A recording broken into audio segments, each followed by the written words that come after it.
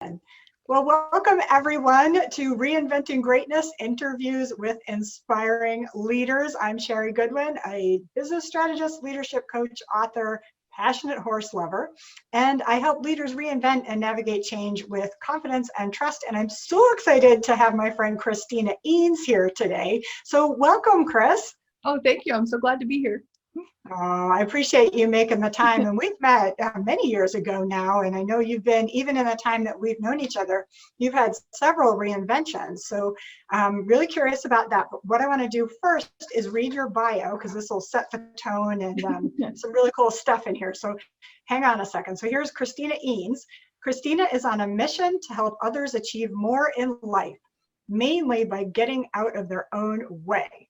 Boy, do we need that.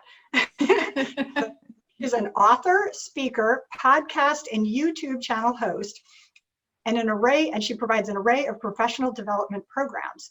Through her products and services, she inspires others to take responsibility for their success at work and at home. Along with her team, she provides invaluable strategies that lead to better professional and personal relationships, improved communication skills, and ultimately increase productivity in accomplishing individual and organizational goals. Very cool stuff. And then here's something very cool as well. Before starting her professional development firm, Christina dedicated 15 years to public service, including serving as a crime analyst with the FBI's Violent Criminal Apprehension Program, and as a senior manager in the FBI's Leadership Development Program, where her teams helped train thousands of leaders. Welcome, Chris. Thank you. Gosh, that's such a varied background. It's so impressive as well. And so I guess can start anywhere, but I'm curious, let's start where you are right now. We heard a little bit about that, but what specifically are you doing? What kind of folks are you working with right now? So I have a lot of variety in my business because I love variety. So the main portion of my business is we have a professional development catalog. Myself and several instructors and coaches go deliver these courses in the professional development catalog to our clients, which are usually, mostly larger organizations, but we do work with a few smaller ones. We supplement their professional development catalogs with soft skills courses like coaching, giving feedback, emotional intelligence, growth mindset, a whole bunch of things related to that, accountability. So that's the bulk of it. But then I'm also, part of my business is speaking on one of my 3 books. Actually, I just did my first speech for the Life is an Escape Room book just a couple of weeks ago. Wow. So yeah, congratulations. Thank you. And along with those, there's, of course, there's a book, a speech, a class, and who knows what else is going to come from that. So that's the main part of my business, along with I have a podcast and a YouTube channel, as you well know, because you've been a guest on my podcast. And it's quite an honor. I mean, listen to this. There's so much stuff that you are really multimedia. I love how you're able to make it easy for folks, no matter where they are in the world, really. They can have access to your resources, to your work, to your books. And I haven't read this latest one. So tell us a little bit about the escape room. So it was 4 years ago now. My daughter, for her 21st birthday, we went down to Orlando. And we had a down day. So she's like, let's go do an escape room. I'm like, escape room? What is that? First of all. And second, once I found out, getting locked in a room and just solving a series of puzzles for an hour, that sounds kind of boring. But we did it anyway. So almost 500 escape rooms later, my husband and I are addicted, obviously. 20 countries, 22 states so far we've done them in. And we thought, hey, wait a minute. There's a lot of cool stuff that you learn about yourself and that you can practice in escape rooms. I mean, in the past, they've been used for corporate team building. But we realize there's a lot in particular that can teach you about your perception, how you manage your emotions, essentially your emotional intelligence, and how you communicate with others. You can learn a lot if you're doing these very fun experiences with intention. So we're like, okay, we need to turn this into a book, of course. And then a speech, and then a workshop. So of course, but that is where the escape room book came from. Okay, so I have to ask you about this because my perception of escape room, I mean, just thinking about it, I'm already like claustrophobic and hot and scared. Oh, And I'm thinking, oh my gosh, so what does that say about me? I can't even, I'm not even in the escape room and I'm already having, some type of panic, not having a panic attack, but I can feel the heart rate going up. I'm thinking, I don't know if I can get out of here. So does that happen for people? I mean, how do you, it am I does. just not normal? No, it does. So so you probably wouldn't like the escape room that we did when we were actually locked in coffins instead of a room. Oh my gosh. Wow. So I was actually able to, I had a moment, but I was able to breathe through it in that experience. But technically you're not locked in a room. But you can, this is a safe place that you can face your fears, right? So we've been locked in coffins. It's health and safety rules. You don't get locked. Well, okay, there's one country that we've been in that you were truly locked in the room because they don't have health and safety codes. But for the most part, it is an extremely safe experience, right? No one wants to get sued, especially the ones here in America, right? So they're going to create a safe experience for you. So you can face those fears and practice facing them and breathing through them and using all those tools that we learn about that we don't necessarily always have a chance to try, for self-care and mindfulness and all that good stuff. So it would be a safe place for you to work through that initial panic attack. It's so crazy. It's so crazy. This gets to, and I love talking, you and I can talk for hours and hours about all kinds of things and the whole emotional intelligence, awareness of other, awareness of self, all of these different things. I'm thinking about how ridiculous it is for me to even say that the concept of it would be frightening, because I get on a regular basis, 1,000-pound, 1,200-pound animals, including yesterday, who are spinning. It is not safe. I mean, spinning around, snorting, kind of like the Yes. veins are bulging, and then they take a breath, they're like, oh. And I'm like, oh, he's perfect now, I can get on. What the heck? I mean, being stuck in a coffin that could actually open, that's more scary for me. So anyway, we don't need to talk about that, but it's so interesting what comes up for people, the perception versus the reality, and what this concept of safe.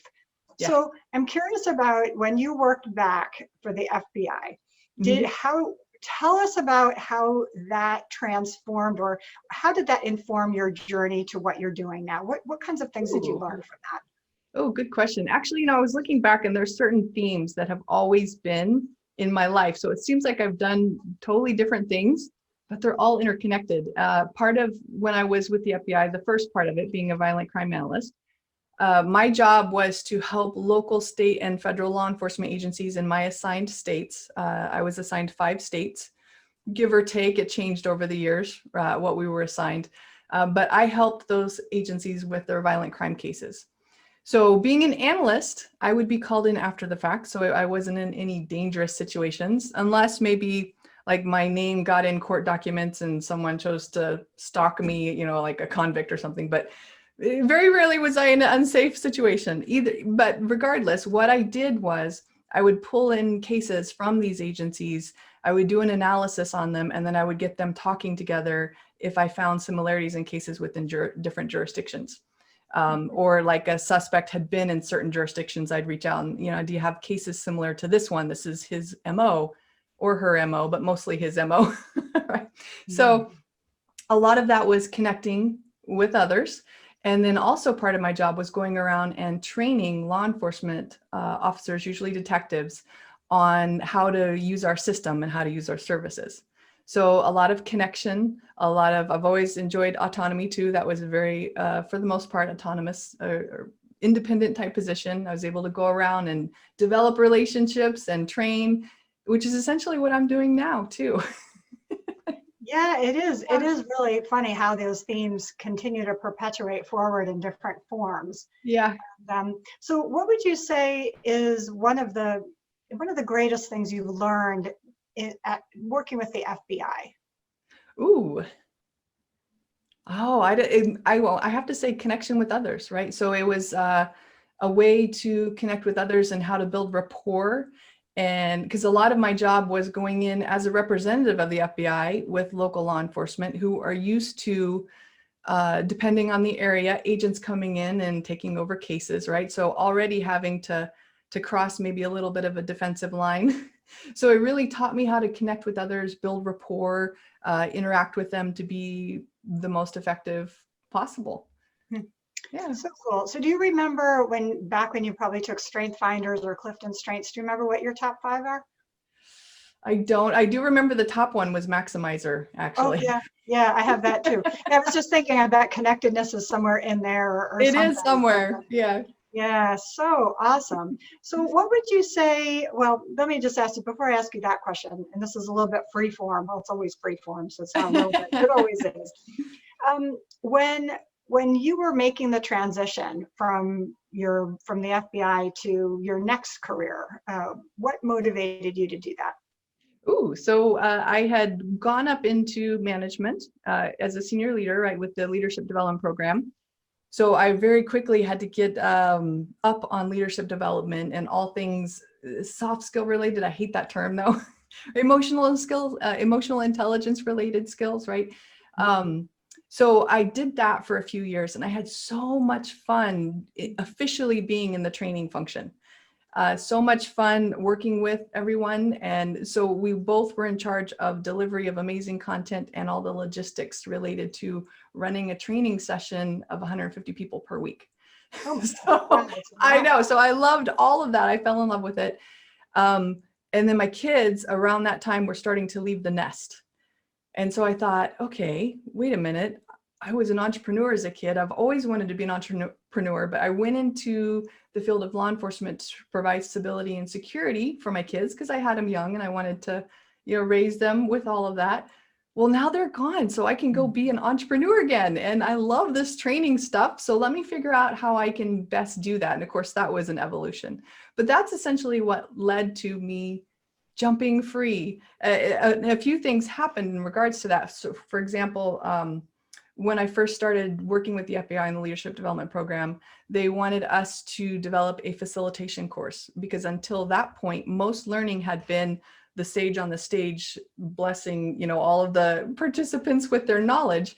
Well, we wanted to pull all of the knowledge out of the participants because the person up front of the classroom maybe had 20 years experience, but when you looked in the classroom, there was probably 500 to 1,000 years of experience in there, right? So they wanted to teach them a different way of doing that.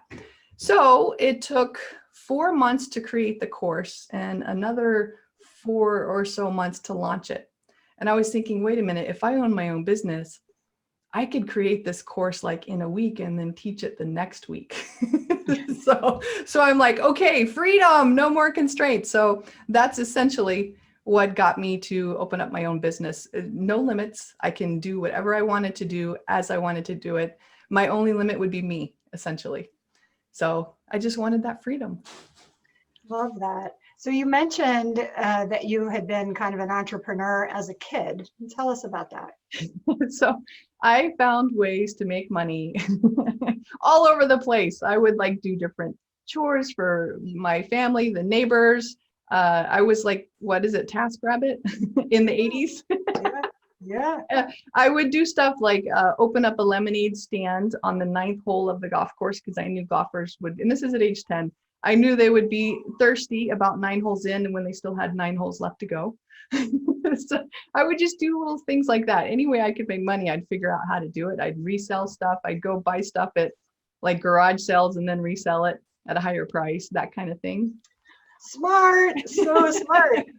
Isn't that amazing? I read some study years ago now, and they say that for girls anyway, women, there's something about when you're 9, maybe 10, 9, 10 is when you are the most confident and you are everything that's in your world at that time, if you're lucky enough, is kind of representing your passions. Yeah. And then as we grow older, we're kind of trying to recapture whatever that sense of freedom and passion was around 9 years old. Yep. So, I see that in you. That's just great, amazing. You have all these disparate cool business things that are all united around a consistent theme, and you're positioning to best serve, and really understanding what your market wants. Yeah. And the timing, where they're going to be thirsty on the golf course. Who thinks of that? And diversify. And diversify. I mean, that's really, really smart. I mean, for me, I'm thinking back 9, 10, I was playing with guinea pigs and dogs, and I would position to be able to ride horses all the time. So Uh-huh. not quite business savvy, but I knew how to position myself to have See, access to other people's animals. there you go. Oh my Oh, gosh, so funny. Okay, so let's fast forward. So then you start your training company, and we met. How long ago before we met had you started your firm? Because it was fairly recent. I mean, I yeah, think. it was right after. And at first, when I started, it wasn't Christina Eanes LLC yet. So at first I did coaching, individual coaching, because I had Yep. just gotten certified in coaching. Yep. And then I had purchased a franchise with a business Great. partner. Yeah. Yeah. So that's about when we met. And then I realized, well, first of all, I knew I had like a multi-step plan when I got out, if you will, of the government. So I would start doing individual coaching while I was bringing up that franchise. And then that would be the breadth of everything. But then I started realizing, well, one, the franchise wasn't really doing enough to support 2 business partners fully. And I thought, you know what, I really want it. So this franchise stuff is great, but I really want to go start creating my own content, my own stuff. And so that's when I gave that franchise to the business partner. She's been running it successfully. And then I went and started writing my books, created my podcast, and then started building that professional development catalog of all the training that I love. That's so fabulous. So what would you say is one of your proudest moments, let's say professionally?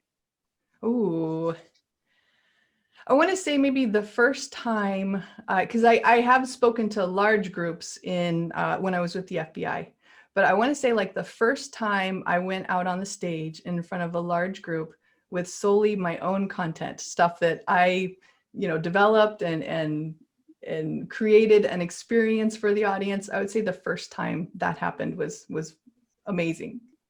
That's so cool. Yeah, it's different. There's something different, when you're stepping out as your own person in your own authentic space and Yeah. delivering your own content in front of hopefully people that appreciate it. Yes. And if they don't, you get good feedback and you make some adjustments or reposition your audience. Exactly. Yeah. Wow. And then tell us about, anybody who's pursuing their passion. We always hit these challenges and these places where you're like, is it worth it? Can I keep doing this? Did that happen for you? No, not yet, actually. But there I have love been, it. I know, huh? Well, there's never been a question. So I decided, and knock on wood, I am never, ever going back to working for a corporation. I love working for myself and figuring out different ways that I can do that. Who knows what it's going to look like 5, 10 years from now? I mean, anyone who was trying to do a 5-year plan before 2020 hit, that's right. Yeah, for sure. But there have been points where I realized can't do it on your own. So you have to reach out for help to people like you, or, some of the experts in different areas that you want to expand in to learn about, and realizing maybe that you don't have to do it all on your own, right? Reach out. And once I started getting a team around me of instructors and coaches and an assistant, that's when things started really taking off. So I would say the learning points are involve others, right? Either it's collaborative partnerships, reaching out to those experts like yourself, or getting a team of folks around you, and ways that you can scale up or down quickly. So my team are all contract employees. So different ways that you can do that, and of course you get advising from the experts on that. Yeah, it's great advice. I'm curious also about being a mom. How are you able to juggle all this? And even when you were working with the FBI, you said you were looking for stability and security for your family. So that's still a full-time busy job, I would imagine. So how did you balance all of that being, having your kids? So yeah, fascinating. Even when I was with the FBI full-time, I always had a part-time job too, of teaching college online as I was raising the kids. And quite honestly, I turned my ability to do all that into my second book, The Secret of Super Productivity. Yes. And it was essentially about managing your energy, not necessarily your time, and that we can use our energy as a budget We're not a victim to its ups and downs, right? We can adjust it. So there's knowing what your natural energy levels are, and then identifying what consumes your energy. I call those energy consumers, and limiting your exposure to those, like vampires, people and or things that suck your energy, and then ways that you can create energy for yourself very quickly. I call those energy creators. And then just using it like a financial budget, right? Making enough deposits, being careful about making too many withdrawals. So that was the secret to being a mother and doing all of that stuff. You know, and I love that book. And we will have a list of your books and your website and everything at the end. So make sure, well, we'll have a little bit throughout, but definitely the resource page at the end of this interview. You. Oh my gosh, of course. And I read that book and it is great. And I love the worksheets that you have in there. And thank you. Really, really fabulous the way that it really works as a bank account, and you're depositing, you know, certain energy investments in, then you're making withdrawals and being very mindful of that, including, you know, when you schedule things, like even scheduling the time of this interview, you know, it was very intentional. We rescheduled it because of stuff, but still it's always being very mindful. And since you have the autonomy to be able to control your own work world, you know, you can carefully craft that schedule. Yes. Yeah. Really, really impressive. So, okay, gosh, there's so much stuff to cover here. So obviously the maximizer strength comes through everywhere. And I'm seeing that. One of the things that I've always admired about you is it seems like you're able to do things with ease, just grace and ease. And you always have this great attitude. You're like, oh yeah, no problem. You have this great smile, and your daughter does too as well. Oh. and so I'm curious about that. What do you do for yourself to maintain that beautiful sense of balance and peace that you're able to convey to all of us? Oh, well, thank you. So self-care, and you well know, because I love you have your meditation and your mindfulness, right? So a lot of that self-care, proper nutrition, proper exercise. Actually, in the recent years, I've had so much energy. I started doing more of a plant-based diet. I read How Not to Die. I love that book. It's really cool. So I eat that kind of diet.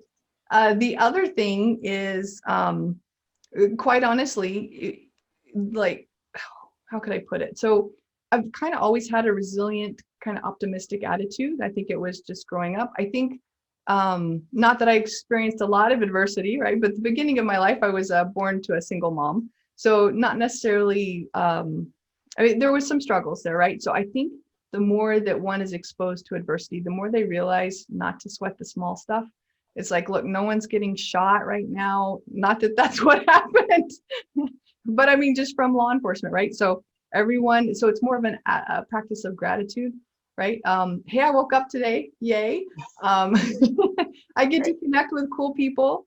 So thinking about all the benefits, like think of all the benefits, not downplaying the bad stuff, but think of all the benefits COVID has brought us. I think people are connecting more online. There's so many different opportunities that have arisen. For example, escape rooms, right? They shut down for a little bit. Then all of a sudden, you start seeing where you can do virtual escape rooms. So my husband and I have done many escape rooms via Zoom with an avatar in the room in countries that we would never have planned on visiting. Like we did one in Croatia, one in Romania, one in Poland. So I just look at the practice of gratitude, essentially, the opportunities versus, and it's not delusional positive thinking, right? It's, hey, we're going to get through this. It may suck, but we're going to get through this kind of stuff. So my attitude, as well as a lot of good self-care and connecting with others. Yeah, absolutely. So with COVID, we've all had to make pivots. What specific pivots have you had to make? Oh, I was so grateful that I had already started prepping my clients to do virtual training. Good. So I was able to almost seamlessly switch most of them. One of them just recently started switching over to the virtual training, but all of them very quickly switched over. I'm very thankful that I work for clients that hold employee development in high regard. And so they knew that they needed to keep that going for the well-being of their employees. Essentially, they wanted to create as much of a sense of normalcy for them. So we were able to switch everything virtual. Interesting, the speech that I just did, I was on a stage. There were 2 people in the audience, and then there were hundreds out in the virtual world. So that was an interesting experience. But another opportunity, it's just, what is it with, with adversity become something about human ingenuity, right? Yeah. Pivoting all over the place. Pivoting all over the place for sure. Yeah, and it is interesting to see, what's opening for all of us now that we didn't have access before, and now Yeah. it's what is it? Necessity is the mother of invention kind of thing too. There's all these old quotes that are coming up. And then how about with your clients? Have they experienced a big learning curve as far as getting into some of these virtual platforms? Not too much. One of the things that we do, so we had to in the beginning do a get to know your learning platform, intro, but we haven't had to do that in the last few months because I think people are so familiar with the virtual world now, like Zoom or Teams, or some of the other virtual things that people are using. So again, another benefit, right? So not only are people more comfortable in the virtual environment than they were several months ago, but now we have a whole world of opportunities available client-wise, that people may have only wanted to do in person and they didn't want to pay for instructor travel. Now it's like, hey, virtual is fine. Let's do virtual. It saves money on everyone's part. So great. So what would you advise someone who's thinking about maybe going out as an entrepreneur or reinventing themselves in another corporate space or working for another organization, but they're kind of, they get the golden handcuffs a little bit, or they're assuming certain things about security and stability, and they really would love to, though. What advice would you give them? Oh, so first things, go talk to someone who can be your guide. Someone like you, right, can advise them on stuff, but don't just jump. You need to go do the research and talk to the experts, get a guide to guide you through this process, multiple guides, right, to get you through this process. They'll help you first learn how to swim in the deep end pretty quickly. And 2, make sure and avoid some of those obstacles that typical entrepreneurs, because isn't it like 50% of new businesses close their doors in the first year? Yeah, so go get advice from people who have been there, done that. Don't reinvent the wheel. They can help you do it more efficiently and effectively. Yeah, that's good advice. And it is, I love what we started with in your introduction is really getting out of your own way, and you're so good at helping people do that through your books and your programs and seeing the vast opportunities that are really available once we take out this fear-based ego space that we often reside in. And once we claim that house, and sometimes it's hard to move into a new house, but there's a better house, there's a bigger house, and it has all kinds of cool rooms escape rooms too, that you can explore if you so wish. Oh my gosh, I mean, so much great stuff. So what's coming up for you in 2021? What's next? Ooh, so expanding my client base with the professional development catalog now that there are so many opportunities. I'm also volunteering with the DC chapter of Association for Talent Development again. Another great way to connect with folks. So essentially my 2021 is connection. That's my word for 2021. Connect with everyone that I possibly can connect with, see if I can help them, and along the way, who knows, it'll create more business for me. Awesome. And then let's take it one step further. So if you have your business built out to your dream, what does that look like for you? Oh, honestly, like it does right now. I'm having so much fun. Yeah, and I'm able to, it's bringing in enough that I am able to really thoroughly enjoy my personal life. And I'm not working 40, 50, 60 hours a week. It's just at a beautiful spot right now. A few more clients, I can keep my instructors a little more busy, but it is a beautiful spot right now. Oh, well, Chris, I'm so happy for you. I mean, this is, Oh. see, this is what's possible. You opened yourself up to all these different things. You exposed yourself, you've done the hard work, and you've met all kinds of incredible people, and you deserve this. You're in such great energetic alignment with your values and your strengths and your desires and your vision. And I feel from you, it really all comes from this place of genuine service, you know, service to other. And that's just such a beautiful thing. So is there anything else? Oh, you're so welcome. Is there anything else you'd like to share with folks so that they should know about you or your work before we start to wrap up? Oh, no, I'm just, well, first of all, if you haven't done an escape room, go do one. And then if you would like resources, I'm sure you can provide them with the YouTube channel and the podcast Yes. links and all that stuff. Yeah, perfect. Yes, we will have that just right after we finish here. We'll have the whole slide there. So you contact Chris, check her out. She has all kinds of great programs and things that you can check out and you can see online. And Chris, has just been an absolute pleasure. So thank you so much for your time today, and congratulations on all this wonderful success that you've created and the next level that you're embarking on into next year with your connection theme. I love that. Oh, thank you so much. Oh, you're so welcome. And I look forward to staying in touch and to connecting as well. So thanks again. Most definitely. Thank you.